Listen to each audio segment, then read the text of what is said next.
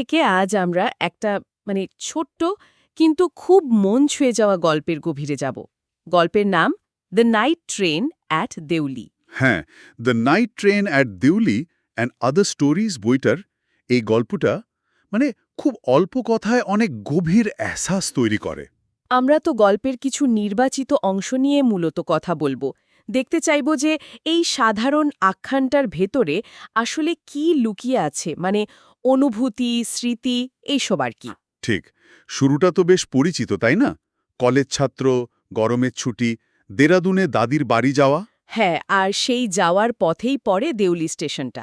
দেরাদুন থেকে খুব বেশি দূরে নয়, মাইল ৩০ হবে। এখান থেকেই নাকি তরাইয়ের জঙ্গল শুরু। আর স্টেশনটা নিজেই কেমন যেন একটু রহস্যময়। ভোর ৫টা নাগাদ ট্রেন পৌঁছায়। টিমটিমে আলো, ইলেকট্রিক বাল্ব, তেলের বাতি। প্ল্যাটফর্মের ওপারে এই জঙ্গলের অন্ধকার, ভাবা যায়? একদম। আর কি আছে স্টেশনে? একটাই প্ল্যাটফর্ম, স্টেশন মাস্টারের অফিস, একটা ওয়েটিং রুম। চায়ের দোকান, ফলের দোকান, কিছু কুকুর, ব্যাস। কেউ নামেও না, ওঠেও না। কুলিও নেই, কিচ্ছু না। তবু নিয়ম করে ১০ মিনিট দাঁড়াবেই। কতকের মনেও প্রশ্ন জাগে, দেওয়ালের ওপারে ওই দেউলি শহরটায় কি আছে? কেমন যেন একটা মায়া লাগে ওই একলা প্ল্যাটফর্মটার জন্য। হ্যাঁ, উনি ভাবেনও যে একদিন নেমে পড়বেন, শুধু শহরটাকে সঙ্গ দেওয়ার জন্য বা খুশি করার জন্য। একটা অদ্ভুত ভাবনা, তাই না? ঠিক, আর এই পটভূমিতেই গল্পের আসল ঘটনাটা ঘটে। একটা অপ্রত্যাশিত সাক্ষাৎ। হ্যাঁ, যা কথকের মনে একটা গভীর ছাপ ফেলে যায়। আমরা তো সেই অভিজ্ঞতা নিয়েই কথা বলবো আজ। ঘটনাটা ঘটে যখন কথকের বয়স ১৮। সেই গরমের ছুটিতে দেরাদুন যাওয়ার পথে রাতের ট্রেনটা যখন দেউলিতে থামল। ঠিক তখনই। হ্যাঁ, তখনই তিনি দেখলেন প্ল্যাটফর্ম দিয়ে হেঁটে আসছে একটি মেয়ে, ঝুড়ি বিক্রি করছিল। ভোরের ঠান্ডা আবহাওয়া, মেয়েটার গায়ে একটা শাল জড়ানো, পায়ে কিছু নেই, পরনের কাপড়ও বেশ পুরনো, কিন্তু হাঁটার মধ্যে একটা, কি বলবো, সাবলীলতা, একটা মর্যাদা ছিল। বন্ডের এই ডিটেলিংগুলো অসাধারণ। মেয়েটি এসে কথকের জানলার সামনে দাঁড়ায়। কথক তো তাকিয়েই ছিলেন। মেয়েটা প্রথমে যেন খেয়াল করেনি, বা হয়তো করার ভান করেনি। তারপর চোখাচোখি হয়। মেয়েটার চেহারার বর্ণনাটাও মনে রাখার মতো। ফ্যাকাশে ত্বক, কালো চুল আর চোখ দুটো। চোখ দুটো গভীর, বিষণ্ণ, কিন্তু জিজ্ঞাসু, অনেক কথা বলতে চায় যেন। একদম। আর তারা কিছুক্ষণ কোনো কথা ছাড়াই একজন আরেকজনের দিকে তাকিয়ে থাকে। এই নীরবতাটাই খুব শক্তিশালী। মেয়েটা এগিয়ে যাওয়ার পর কথকও আর স্থির থাকতে পারেননি। কামরা থেকে নেমে প্ল্যাটফর্মে পাইচারি করতে শুরু করেন। চায়ের দোকানের দিকে যান। আর মেয়েটিও সেখানে আসে। কথক কিন্তু প্রথমে ঝুড়ি কিনতে চাননি, হয়তো একটু দ্বিধায় ছিলেন। হ্যাঁ, কিন্তু ওই জিজ্ঞাসু চোখের দিকে তাকিয়ে শেষ পর্যন্ত কিনেই ফেললেন একটা ঝুড়ি। ১ টাকা দিলেন। ওনার সাহস হয় না। এটা কি শুধুই ১৮ বছরের সংকোচ, নাকি অন্য কিছু? আমার তো মনে হয় দুটোই মিশে আছে। ওই বয়সের একটা স্বাভাবিক দ্বিধা তো থাকেই, আবার হয়তো একটা অস্ফুট মুগ্ধতাও কাজ করছে, কে জানে। ঠিক। আর এরপরেই যখন মেয়েটা কিছু বলতে গেল, তখনই গার্ডের হুইসেল, ইঞ্জিনের শব্দ, সব মিলিয়ে মেয়েটার কথা শোনাই গেল না। এই হুইসেলটা যেন বারবার ফিরে আসে গল্পে, একটা বাধার মতো। ঠিক, একটা সংযোগ তৈরি হতে গিয়েও হতে পারে না। কথককে প্রায় দৌড়ে ট্রেনে উঠতে হয়। আর প্ল্যাটফর্মটা দূরে সরে যেতে থাকে। মেয়েটি সেখানে একা দাঁড়িয়ে হাসছে। হাসি মুখে কথকের দিকে তাকিয়ে আছে। এই দৃশ্যটা, এটা কথকের মনে একদম গেঁথে যায়। এতটাই যে বাকি রাস্তা তিনি প্রায় জেগেই কাটান। ওই মুখ, ওই চোখ ভুলতে পারেন না। দেরাদুনে পৌঁছে হয়তো অন্য ব্যস্ততায় একটু ফিকে হয়ে আসে স্মৃতিটা, কিন্তু পুরোপুরি মোছে না। না, মোছে না। কারণ ২ মাস পর যখন তিনি ফিরছেন, দেরাদুন থেকে ফেরার পথে আবার দেউলি স্টেশনের কথা মনে পড়ে যায়। হ্যাঁ, ট্রেনটা দেউলিতে ঢোকার সময় তিনি অধীরভাবে খুঁজতে থাকেন মেয়েটিকে। আর যখন দেখতে পান যে মেয়েটি প্ল্যাটফর্মেই আছে, তখন একটা তীব্র রোমাঞ্চ অনুভব করেন। আগেরবারের ওই ক্ষণিকের দেখাটা যে কতটা গভীর ছিল, তা এই দ্বিতীয়বার দেখা হওয়ার উত্তেজনাতেই বোঝা যায়। ঠিক, আর এই দ্বিতীয় সাক্ষাৎটা, এটা আরও একটু অন্যরকম, আগেরবারের চেয়েও গভীর। এবার যেন একটা চেনা জানার আনন্দ আছে দুজনের মধ্যেই, কোনো দ্বিধা নেই। মেয়েটিও আর পুরো প্ল্যাটফর্মে ঘুরে ঝুড়ি বিক্রি করছে না, সোজা চলে এলো চা স্টলের কাছে, যেখানে কথক ছিলেন। এবারও সেই নীরবতা, কিন্তু এই নীরবতা যেন আরও বেশি কথা বলছে। আগের বারের চেয়েও যেন বেশি বাংময়।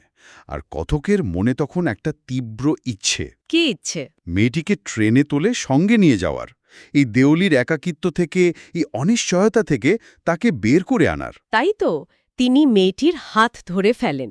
এটা কিন্তু একটা বিরাট পদক্ষেপ আগের বারের তুলনায়। অবশ্যই তিনি নিজের মনের কথাটা বলতে চাইছেন। তিনি বলেন যে তাকে দিল্লি যেতে হবে। মেয়েটি শুধু মাথা নেড়ে জানায় তার কোথাও যাওয়ার নেই। কি করুণ একটা মুহূর্ত। আর ঠিক তখনই আবার সেই গার্ডের হুইসেল।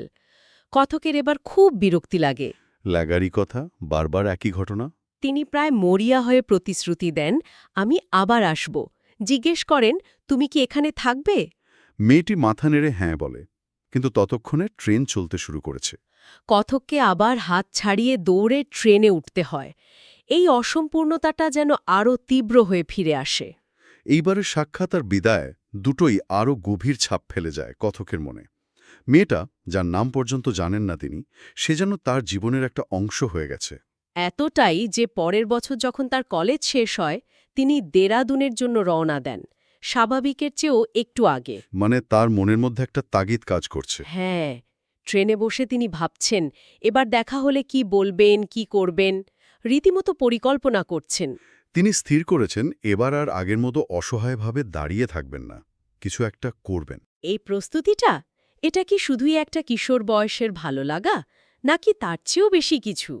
আমার মনে হয় এটা শুধু ভালো লাগা নয়, এটা একটা রহস্য ভেদ করার তীব্র ইচ্ছে, নিজের জীবনের একটা না পাওয়া উত্তর খোঁজার চেষ্টা।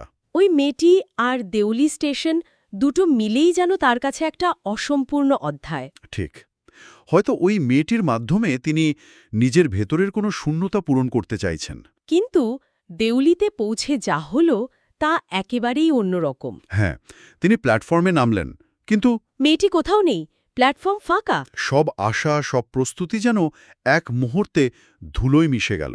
তিনি প্রায় পাগলের মতো স্টেশন মাস্টারের অফিসে ছুটে যান, খোঁজ করেন ঝুড়ি বিক্রেতা মেয়েটির। কিন্তু স্টেশন মাস্টার চিনতেই পারেন না, বা হয়তো গুরুত্ব দেন না। তিনি বরং কথককে ট্রেন ছাড়ার ব্যাপারে তাড়াবেন। এই জায়গাটা খুব কষ্ট দেয়।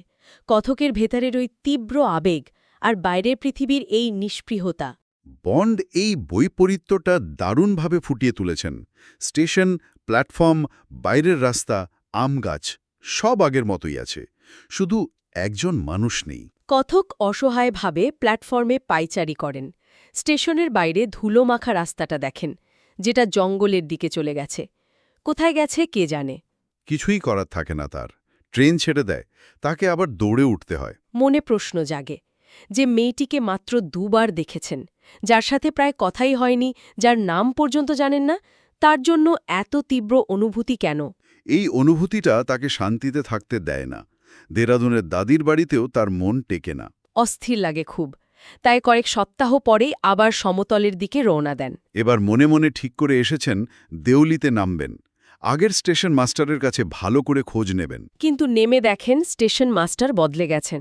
নতুন যিনি এসেছেন তিনি কিছুই জানেন না। কি দুর্ভাগ্য! এরপর তিনি যান সেই চা স্টলের মালিকের খোঁজে।